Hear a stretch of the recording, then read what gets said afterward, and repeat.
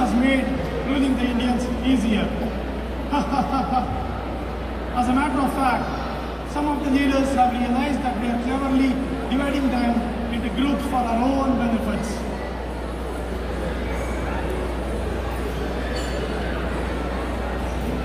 During my service period in India, I have made sure to put a lot of these leaders into trouble and many to death. The recent partition of Bengal has initiated a wave of independence revolution back in India.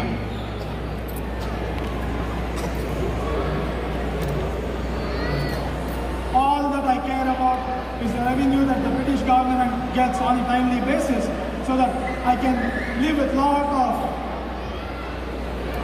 pleasures. Now, I'm back in England to spend the rest of my life with my family happily. Oh, my darling Georgina.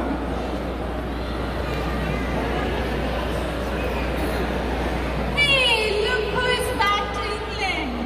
Sir William Hudson Wiley.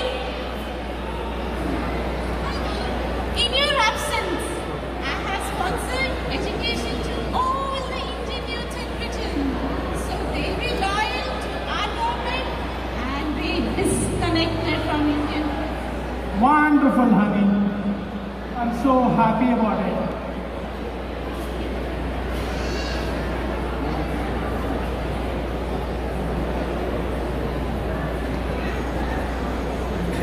For the first time in the history, I have ever seen something like this or heard something like this. The book gets banned even before it is published. I had predicted this would happen and had raised the concern in our previous meeting. The book has all the gory details about the 1871 incident. What else do you expect? Do you think the British will happily read it, sign it, and approve it for publishing? I have a sad news. My brother Baba Rao has been arrested by British police just because he had published a book which had patriotic poems written by him. Oh my God, is this an offense? Being patriotic, is it an offense? I have some more bad news. I have come to know that Baba Rao Savarkar is being severely tortured and interrogated based on the commands issued by Cousin Wiley. I also got to know that a lot of our bomb-making manuals and all our pistols have been confiscated. And I'm sure they will continue to interrogate Baba Rao until he spills the beans and reveals all our secrets and plans. No, my brother Baba Rao will sacrifice his life, but will never reveal secrets or plans. Do not worry about it, Iyer. The freedom fighters and supporters who become martyrs are immortals. Savarkar sir, what did you just tell about immortality? Yes, the freedom fighters and supporters who become martyrs are immortals. Madan, do you wish to be an immortal? Yes, I think it's time for me to be an immortal. Madan? I do not understand this. What do you mean? Iyer, Savarkar sir, please let me know what I am supposed to do. I am prepared to work for the emancipation of my motherland, Hindustan. Madan, I am hugely impressed by a firm determination. I have realized that in order to gain India's liberation, sacrifices and actions are needed, not just words or speeches. Sacrifices? Are we planning something big, Savarkar? Yes. The plan is big, but not simple. On 1st July, at Imperial Institute, State Secretary Cousin Wiley will be attending the gathering. And Madan, that should be his last night. But Savarkar sir, I don't have a pistol. I don't know how to use it. Do not worry about it. Come with me. Let's go.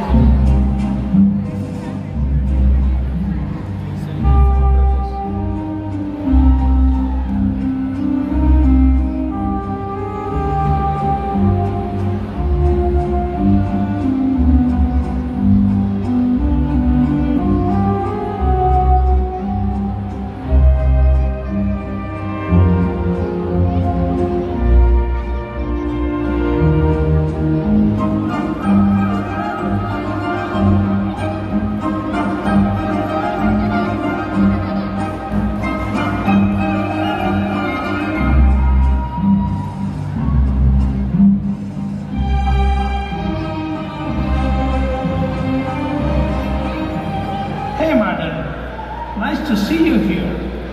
How's your father, Dr. Ditamal? It's been a very long time since I met him back in India. Honey, this is Madan Lal Dhingra, my best friend Ditamal's son. Cousin Wiley, it's time for you to meet your father.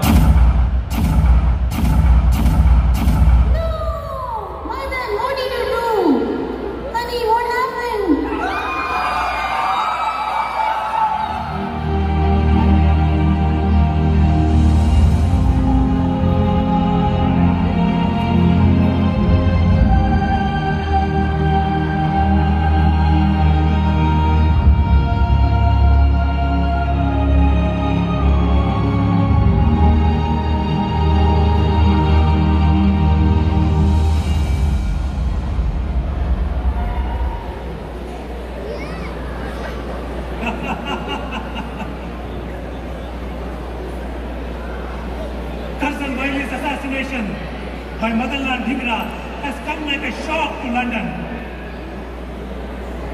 This has come like a storm, wiping away the superiority of the English and the fear of Indians living in UK. Madan has done the unthinkable. What we patriots could only think of, he has done it for us. I'm sure this will take us closer to our goal, one step at a time, Savarkar. I'm so proud of what Madan has done for us. Yes, our intentions were same, to free India from slavery, and Madan has taken the first step towards it. In reality, Madan has given a death blow to English sovereignty. I could not agree with you more. Savarkar, I hear that Madan will be produced in front of the magistrate of the Westminster Police Court tomorrow. Should we plan to be there in person to express our solidarity with him? Yes, we should. Let's do it.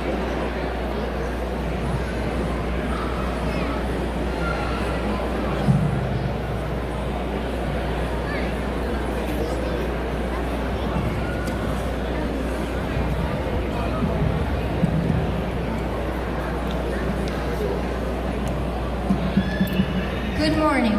Calling the murder case of Cousin Wiley versus Madan Lal Dhingra. Mr. Dhingra, I see there is no defense counsel for you. Would you like one?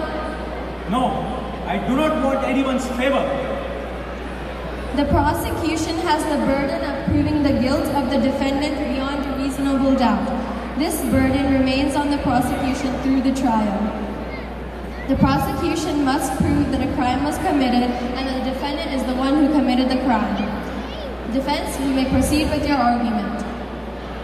I do not want to say anything in defense of myself, but simply to prove the justice for my deed. As for myself, no English law court has got any authority to arrest me and detain me in prison, or to pass sentence of death on me. That is the reason I do not have any counsel to defend me. And I maintain that if it is patriotic for an Englishman to fight against the Germans, then it is justifiable and patriotic in my case to fight against the English. I hold the English people responsible for the murder of 80 million people in the last 50 years. I hold the English people responsible for taking 100 million pounds from India to this country every year. And I also hold them responsible for the hanging and deportation of my patriotic countrymen who do the same, what the English people are advising their countrymen to do. And when the Englishman goes out to India and gets, say, 100 pounds every month, it simply means that he passes sentence of death on 1,000 innocent people. And these 1,000 people can easily live with the same 100 pounds which the English spends mostly for his frivolities and pleasures. I am really surprised by the terrible hypocrisy, the farce, the mockery of the English people.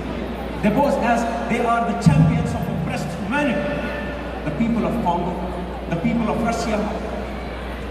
And when there is terrible oppression and horrible atrocities committed across India, for example, killing of 2 million people every year and outraging of our women, just like Germany do not have any right to occupy this country, so as the English people have no right to occupy India. And it is perfectly justifiable on our side to kill the English people who tend to pollute our sacred motherland, Hindustan. In case if Germany were to occupy this country, then the Englishmen would not bear to see the Germans walking with the insolence of conquerors in the streets of London. Simply goes and kills 1 or 2 Germans, then that Englishman will be held as patriot by the people of this country. And suddenly, I am prepared to work for the emancipation of my motherland, Hindustan. And I would like to pass the statement, not because I need to plead for mercy or something like that. And whatever else I want to say is in the paper in front of the court. I want the English people to sentence me to death. Vande Mataram! Vande Mataram! Vande Mataram! Jai Hind! Order, order. Madan Lal Dhingra, your behavior in the court is unacceptable. There is nothing much to hear from the prosecution, and that concludes the evidence to be heard in this matter, by the accused accepting that he is guilty. I view Mr. Dhingra's actions as particularly reprehensible. It was a culmination of a criminal behavior, which was completely divided. The court sentences Madan Lal Dhingra to be hanged until death on 17th August 1909 in Pentonville Prison. Bolo Bharat Mata ki! Vande! Vande! Vande!